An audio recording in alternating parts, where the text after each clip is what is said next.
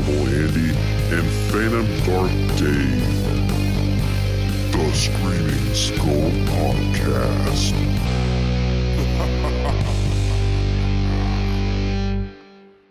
What's up, everybody? You're listening to a brand new episode of the Screaming Skull Podcast. We are your host. I'm Phantom Dark Dave. And I'm Abnormal Andy. Andy, we're getting closer and closer to Halloween, man. We are. It's just like I can see the pumpkin at the end of the tunnel. Is it lit? Oh, hell yeah. No, I mean, does it smoke? All right, so hey, if you joined us last episode, Andy and I talked about some of our favorite horror movies that fit the right time of the year to watch at Halloween, but we did it before the year 1970. And so this is kind of part two of that, where we're talking about any horror movie from 1970 and beyond, with one slight exception. Now, Andy, you and I talked about this, and we came to terms with one thing, and that thing is, for the purpose of this podcast, we're going to exclude all Halloween / Michael Myers movies. Yeah, it was a tough decision, but I think it was necessary so we wouldn't have so both of our lists wouldn't have 5 Halloween movies on it, basically. Exactly. Everybody knows that the Halloween movies are the best movies to watch this time. I mean, fuck, they're the best horror movies to watch any time of the year, but especially Yeah. when it's closer to the actual date itself. And so, like you said, to prevent too much repetition of Michael Myers 1 through a million, we're just all going to agree that's number one and move on to these other movies. And I don't know about you, but obviously, going into this list, I had some that I was like, this has to be here, this has to be here, this is a personal favorite. But then I watched new movies to challenge it, and I discovered some things that I really like. How about you? Honestly, my list didn't like I had ones I had listed out like just off the top of my head, and Yep. I did watch some new movies and but nothing really knocked anything off the list. So, Okay. uh, yeah, for me anyway. So yeah, it'll be interesting to see what we have here. Cool, man. Well, last episode I went first, so I think it's only fair that this episode you go first. All right, keeping it fresh for the listeners here, for the screamers. Absolutely. Okay, well, we'll start off with honorable mention. Mine is Haunt from 2019. And if anybody hasn't seen it, basically it's like a haunted house slasher movie. A group of friends, they are out on Halloween night. They stumble upon this haunt, like kind of out in the middle of nowhere. They go to it. They basically give up their cell phones and go inside, which, this is a horror movie, but I guess they don't realize they're in a horror movie. But anyway, it's just something stupid that I don't think I would do in real life. But anyway, but this is a cool movie, like a Halloween haunt setting. You've got people in masks that are terrorizing the guests. And also, there's a little kind of surprise that once they take off their mask, you see what's underneath. And that's another surprise. So I really like that. And I won't give anything away for people that haven't seen it, but I love stuff like that. I like especially movies with a little twist in it or a little surprise. Dave, have you seen this one? I have not. I know that there is a very popular and like growing subgenre of like haunt horror, where it takes place in haunted houses this time of year. I think most of them, if I'm not Haunt may be the only exception, but a lot of the other ones are like found footage, but Haunt is not, correct? That's correct. Okay, yeah, and I've never seen it, but that cover is really iconic. I've been in many a half-price books, I've seen the cover. It seems to pop up on every streaming service known to man, but for some reason, I've always just kind of put the brakes on it. But knowing it's your honorable mention might be convincing enough for me to finally watch it, especially before the 31st. Yeah. All right, my dude. My honorable mention is a movie that I absolutely love. It's from 1988, and it's Pumpkinhead. Oh, cool. Yeah, this is a great movie. And I did not put this on the list because the word pumpkin's in it, but that does kind of help when you think Yeah. about it. This is one of my all-time favorite monster movies, especially in the decade of the 80s. And it's got a very simple premise. You have Lance Hendrickson, who is an icon.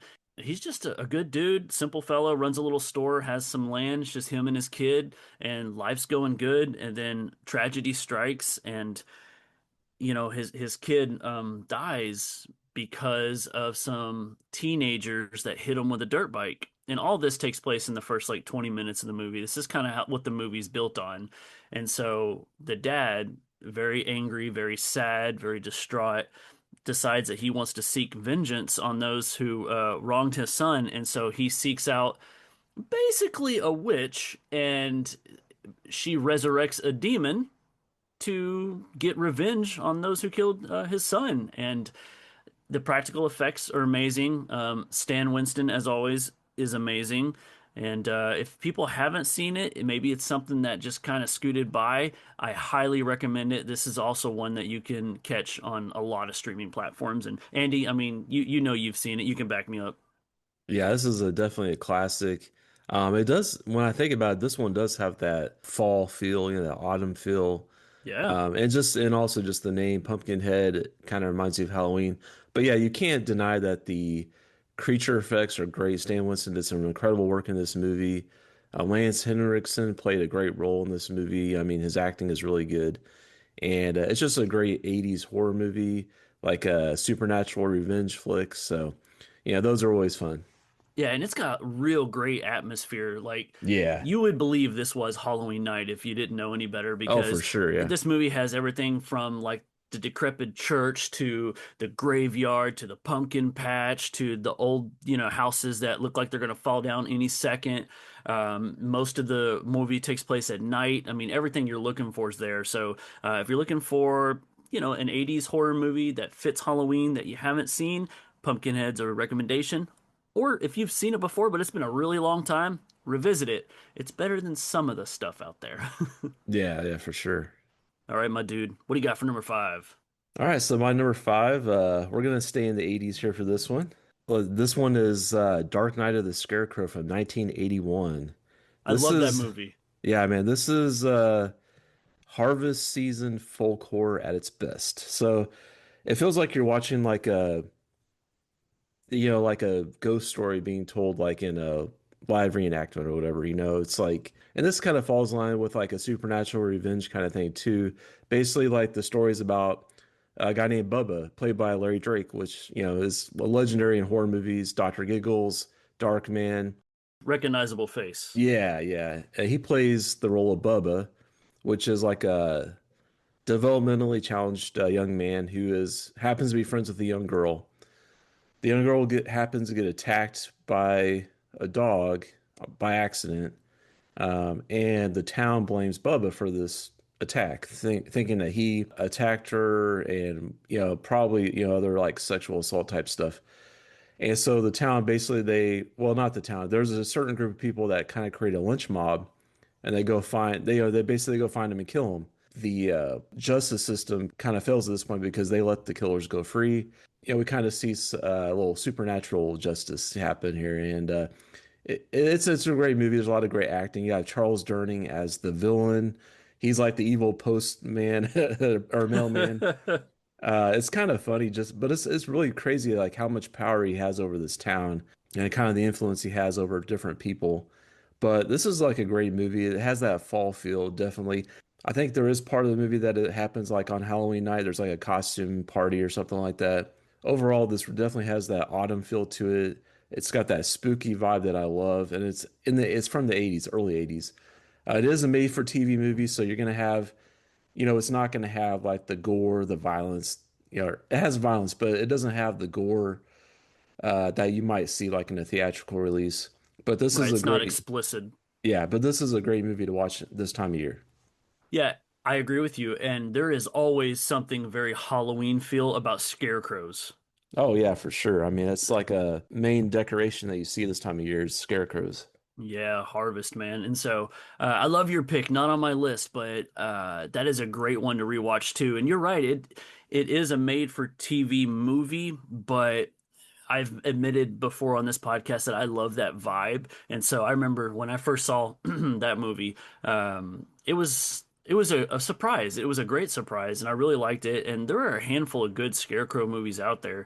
And so that was one that I didn't see first. I had seen many of the other ones. And so I'm like, oh yeah, another Scarecrow movie, sweet. But then deep down, you're like, what new can they do? Well, this one kind of, to be honest with you, has a Pumpkinhead 2 vibe going for it. Oh, So that's right. Yeah. yeah, so but that's pretty cool, man. That's great. You got us already going. All right. Let's take a look at my list and see. Number five, here you go. we're staying in the 80s because fuck, we love that time period. Yeah. Um, I would be surprised if this one's not on your list. 1988, Night of the Demons. Oh, that's a good one. Yeah. Okay. So, this film is directed by Kevin Tenney, and it's about a group of high school kids who basically just want to have a Halloween party, and they decide to have it in a funeral parlor on Halloween night. And it's a classic, it's a staple of the season. And I think the reason this movie makes my list is because Angela is a great antagonist. Yeah, she is. And she has so many memorable scenes in that movie. Linnea Quigley is great in this movie too. Yeah, the special effects are really cool. It definitely has the Halloween vibe, the 80s horror vibe. Yeah, it's a great movie. It didn't make my list, but yeah, it was tough. There's just a lot of great movies out there, especially the more on the modern side, what we're talking about today. So yeah, it was tough, but yeah, this is definitely a great pick. It's easy. It's an easy add to any Halloween marathon list, I think. For sure. And it's a trilogy, and then there's a remake. I actually have only seen the original Night of the Demons, but I know part three went straight to VHS. I know I've heard the remake wasn't great, but I've really never heard anything about part two, and I've seen the trailer a handful of times, and it's very intriguing to me. I don't expect it to be the same caliber as the original, but I think it might fit that mold of a sequel that I would like. Have you seen Night of the Demons part two? I have. Yeah, it's pretty good. It's It pretty good. follows. Okay. I know Angela was the same actress returns, so that's already a plus. Yeah, it basically follows a lot of the stuff from it kind of follows the same basic storyline of the original movie, but that's kind of what we love about it. It knows what it is, and it's not trying to overcomplicate it. Perfect. Yeah, man. And again, that's one that people can stream. It's currently on Tubi. Oh, speaking of, did you know Freevee was not around anymore? Oh, really? I Yeah, didn't if you realize that. click on it, it actually Yeah. lets you know. It like redirects you to Amazon. Okay. I knew it was always a part of Amazon, Yeah, they killed it, man. So I guess they're just taking the business straight to Prime or whatever. But yeah. in looking for all these movies, I cycled through the main apps, and then Freevee was one that was always in rotation because Freevee played like one long ad in the beginning of the movie, and then they like never interrupted the movie, and I loved that. And Yeah. so, yeah, I was shocked when I went on there. So I got my Halloween scare in early. I was like, Oh. Freevee's gone. But cool, man. What do you got for number four? All right. So my number four. This is we're going to the 90s for this one. Hey, This we're is moving on up. Sleepy Hollow, Johnny Depp, Christina Ricci.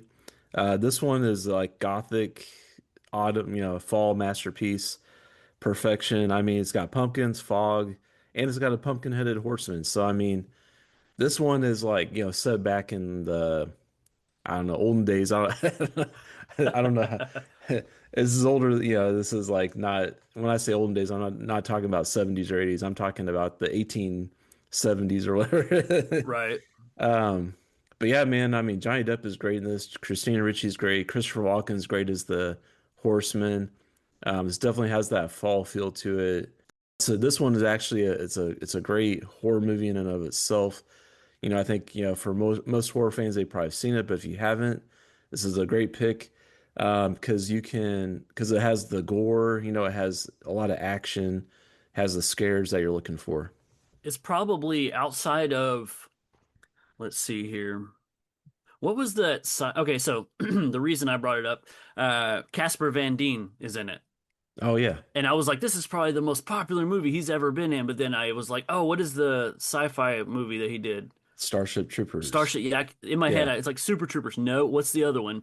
But yeah, I'd yeah, say those two are kind of like his claim to glory, though. He's in tons of stuff, but yeah. yeah, good for him making that role in here. And yeah, it's such a good pick. I saw this in theater. I remember loving it, and it does. It screams Halloween. Just the aesthetic of like all the big trees with all the roots, and then the faces. Kind of looks like something out of Mortal Kombat 2. If people play it, they know what I'm talking about. But yeah, I mean, there isn't much separation between Halloween and Tim Burton. All of his movies that most of his movies are made except I guess Nightmare Before Christmas. That's kind of could be That played at home. counts. Yeah, Yeah, but yeah, most of his movies are like perfect for Halloween. absolutely. All right. The funny thing is that's not on my list, but it was in consideration. I was really thinking about putting Sleepy Hollow on here, and something told me not to. And well, I'm There glad you because that's less we have go. in common on this. But let's go into my number four. We're gonna go to 2003 for this one. And this is a horror movie that feels like one giant music video because it's written and directed by Rob Zombie. It stars the Firefly family and it's House of a Thousand Corpses. Oh, yeah, nice pick. Yeah, this is a family favorite of mine. It Hmm. definitely goes in rotation. And why wouldn't it be? I mean, we got Otis Driftwood, Baby, Tiny, Captain Spaulding. I mean, it's kind of like Creepshow in a way, where Creepshow is a movie that's good for Halloween and has tons of people in it, a lot of who's who. This movie captures the same thing because you got Bill Moseley, you got Erwin Keys, who we talked about in WrestleManiac, Karen Black, it's always great, and of course Sid Haig. And I love Rob Zombie. I know it's a take it or leave it for most people, but something about this movie just reeks of the Halloween vibe. Yeah, it does, man. I mean, I think it takes place on Halloween, It and does. you have like the whole Dr. Satan stuff at the beginning, or Dr. also, Satan! yeah, that whole like haunted, or not a haunted attraction, but the roadside attraction thing was is cool. Just the house, being in that old dark house kind of feeling thing you got going on. You got people wearing costumes, you got all this kind of ritual stuff going on. Yeah, almost has like a fairy tale kind of like feeling to it, like especially at the end. But yeah, I mean, this is a great pick. The thing about Rob Zombie that's so cool is he's very passionate about horror and it shows in his music and then it really shows in his movies because he takes things that he personally likes and liked growing up and implements them like into his movie. And so even scenes of nothingness, but if you look in the background, like there's a giant creature from the Black Lagoon wall, I was like, oh, I want that wall, because he was able to film this on the Universal lot and stuff. So he gets a lot of those properties, but it's the reason why he went on to do Monsters, right? The guy just loves that stuff. But shout out to my aunt and uncle because this is kind of a personal one for all of us. We went and saw it in theater back when it came out, and this one and Devil's Rejects, I know they absolutely love. So they have great taste. But yeah, man, I had to put House of a Thousand Corpses on this list because I would not survive if I didn't. Like my family would get their own lynch mob against me. Yeah, yeah, no, it's a great pick. I love it. All right, top three. What you got? All right, my number three. This is an interesting one. It's not your typical kind of movie, but this is a WNUF Halloween special from 2013. And basically what this is, it's like you're watching a news broadcast in the 80s, like 1987. And for me, this is just pure Halloween nostalgia. It's it looks like it was ripped from a VHS, taped off of a local TV news station in 1987.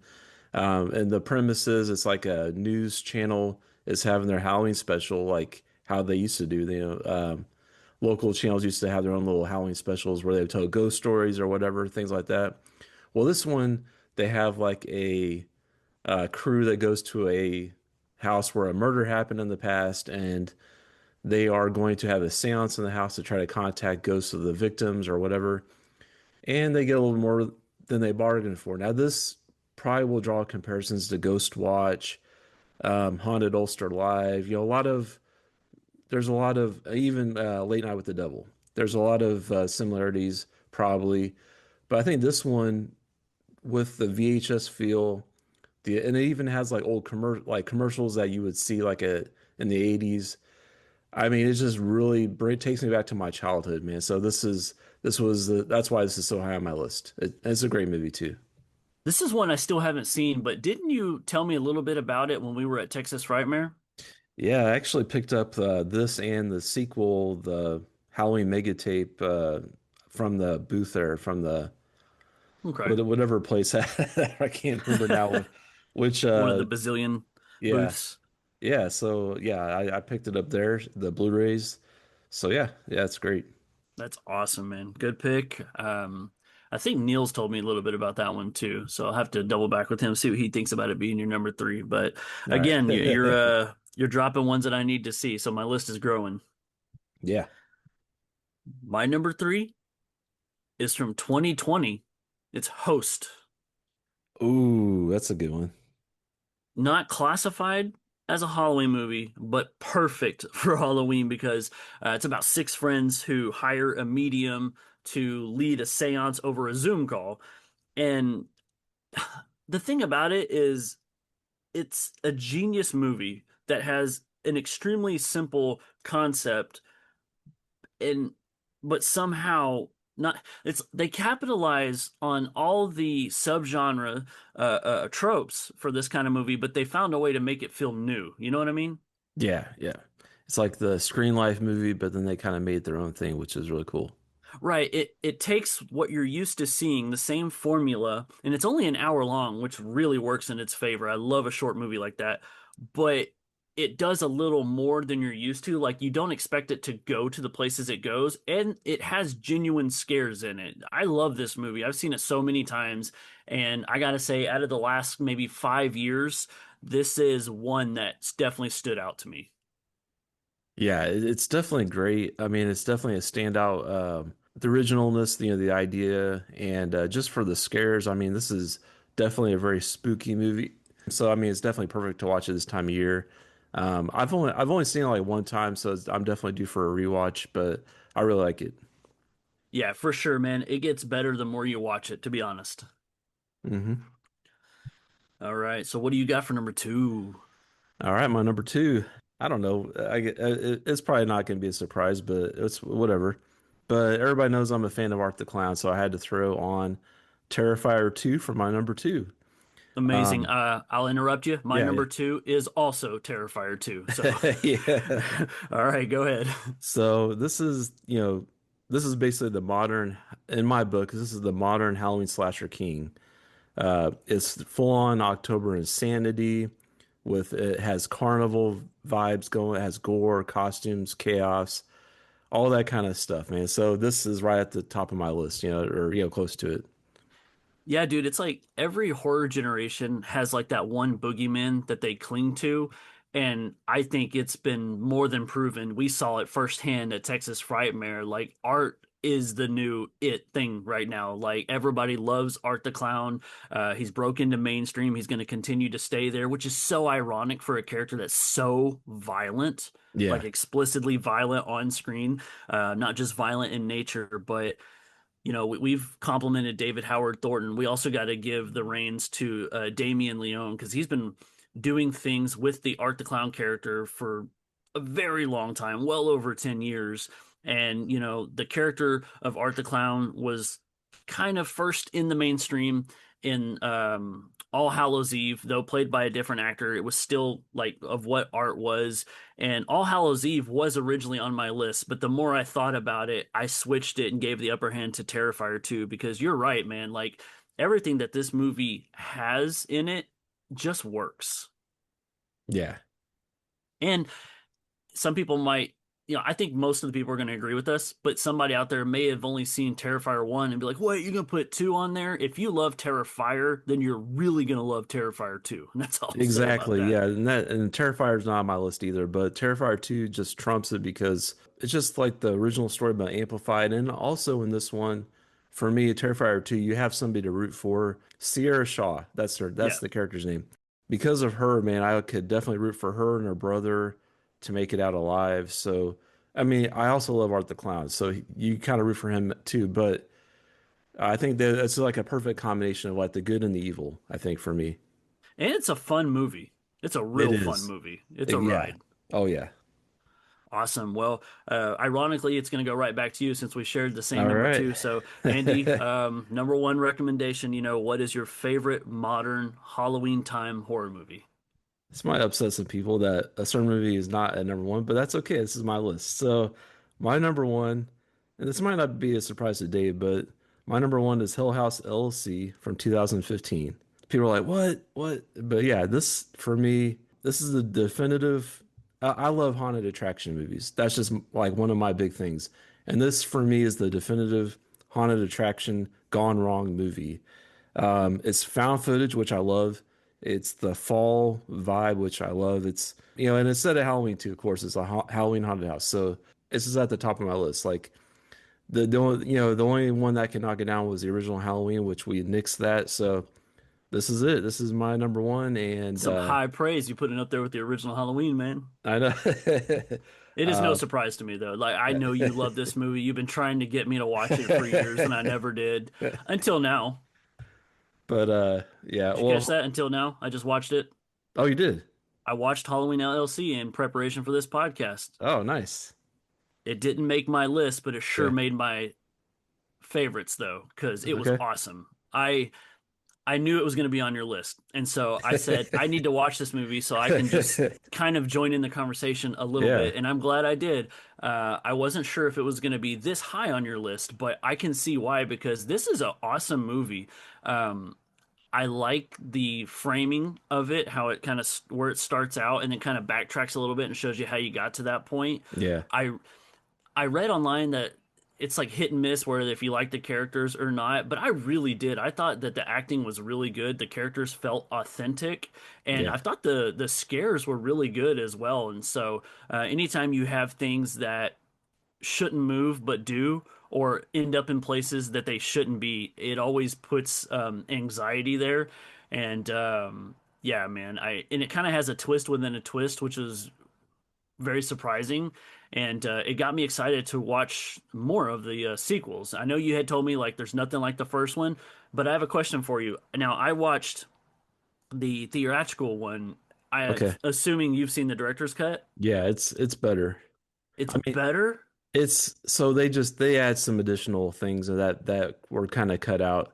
And right? the theatrical version's fine. If that's all you see, that's fine. But if you just want to see like if you really like this one, you kind of want to see just a little bit more, then check out the Okay. director's cut. Yeah. So, would your number one? I mean, Hell House LLC, the director's cut, then? Yeah, it'd probably be the director's cut. Yeah. Cool. Yeah, I almost watched it. It's like an extra 30 minutes, and I was like, oh, okay, Yeah. I'll wait.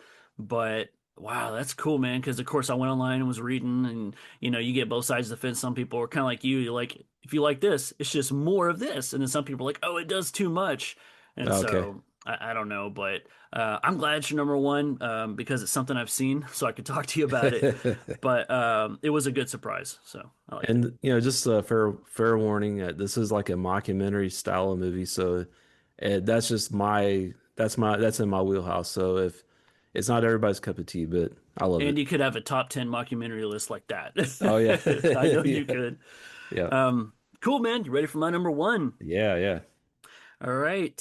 My number one is a movie that has already been mentioned, but only in conversation. It didn't land on the list until now. My favorite Halloween themed horror movie for this time of the year is 2023's Late Night with the Devil. Wow, okay. Awesome. Yeah, I this was like definitely a contender for my list. It didn't quite make it just because I don't know, for me, like it didn't like some of the other movies were just had more of that fall feeling and more of the Halloween feeling Sure. for me. But yeah, this is definitely a great movie. I love it. I love it. I love it. Yeah. So go ahead. Yeah, man. When we reviewed it, I think we both gave it 5 out of 5, if I'm not mistaken. I know I did. You might have been at a 4, if not a 5, but this is a movie that I think major horror fans have all seen. It's a movie that major horror fans love. I don't think I've ever heard anything negative about this movie from anybody in my personal life, anyway. It's a love letter, man, to the 1970s satanic panic, and I'm a big fan of the time period. Like, I'm a big fan of Satan. No, didn't say that, but yeah, kind of. Only in films, okay? It's just, man, it may not be for everyone, but I feel like it's one that everyone needs to see at least once. Like, it completely transports you to the 1970s in every way. It leaves chills down your spine. I mean, it's got style, it's got scares, and it's got an amazing performance by David Dastmalchian. Yeah, exactly. Yeah, for sure. I mean, he makes the movie. Yeah, and it definitely like watching this, it took me back to the that just kind of early 80s television or what. I mean, this was like the late 70s, I think, but it just took me back to that my childhood too. This one did the same thing that WNUF Howling Special did, but Right. yeah, I mean, this is awesome, man, and it has such a cool story. It Like you does. said, the satanic panic thing, but then there was something satanically, real behind it, which is kind of cool. So Yeah, if anybody's ever seen a talk show from back in the day, be it, Johnny Carlson or whatever, like you know what late night TV is. You see it today, you had Jimmy Fallon, Stephen Colbert, you had all those guys there. And even if you just Google or like YouTube, like 2 minutes of like Match Game from the 70s and go, okay, I understand what this is. And then you watch this movie, you'll be like, wow, how did they get it so close to like being like that? And Yep. you add the aesthetics of that. It does take place on Halloween night. It has a really, really cool story that continues to unfold throughout the movie. And things just kind of get more and more intense. And the things that they did on this really pulled me in. Like, this was a movie I was afraid to watch because of all the hype. I was like, there's no way it's going to be as good as everybody says. But it really, really is. And so much so that I easily put it at the top of my list. This was one that when I put this list together, I wrote it at number one and I started working my way down and nothing came close to it. And so, dude, I love this movie. You love this movie. I think everybody has seen it. But if for somehow this one, you just have always skipped it, stop skipping it. Watch it as soon as you can. It's great. Yep, I agree. So, all right, man. What we're gonna do now is a very brief discussion. We're gonna talk this out for a second. You and I have been talking back and forth about, okay, we're gonna do these 2 episodes, and then we want to kind of narrow it down to like an ultimate Halloween party watch list. And so I think we decided of doing a top 10. Is that right? That's right. Yep. Okay, so we're not going to spend the next like additional hour of this podcast debating on which ones. We're going to do it behind the scenes, and then we're going to surprise everybody by doing one extra episode this month. Usually we knock out 2 a month just because we're a bi-weekly podcast. Well, we have enough time to do a third one, and so on our next episode, we are going to reveal in the beginning of that episode what our top 10 list is of compiled of the 20 to 20 what 4 I guess honorable mentions 22 24 movies that we've talked about. And then we got something really special planned. But Andy, I'm going to let you tell everybody because this was your idea. What else are we going to do on our bonus episode? Yeah, so on our bonus episode, we are going to be talking about the new Halloween trilogy by David Howard or David. David Gordon Green, right? Yeah, David. Why David am I- Howard Thornton. Oh my gosh. Okay, yeah, Dave. Yeah, that guy. What you said, DGG. That's his initials, right? David Gordon Green. Yeah. So we're gonna be talking about that trilogy: Halloween 2018, Halloween Kills, and Halloween Ends. So I'm really excited about that to check, watch these movies again and then discuss them. Yeah, it's gonna be fun. It is going to be fun, and it was a great idea by you because last year for our Halloween episode we covered the Terrifier trilogy, and so this year we're able to kind of do something similar with another modern trilogy. And we know a lot of podcast listeners out there do love the modern horror movies, man. And so where we kind of slowed down on reviewing all the new ones, if you're here for the newer horror movies, you got a healthy dose today, but you're really going to get a great insight into our thoughts on the modern Halloween trilogy, which is near and dear to our hearts because we weren't able to talk about Michael Myers this episode, but we're definitely going to talk about it next episode. So Andy, I think that fills that void pretty well. Yeah, for sure. Anything else? Nope, I think that's it for me.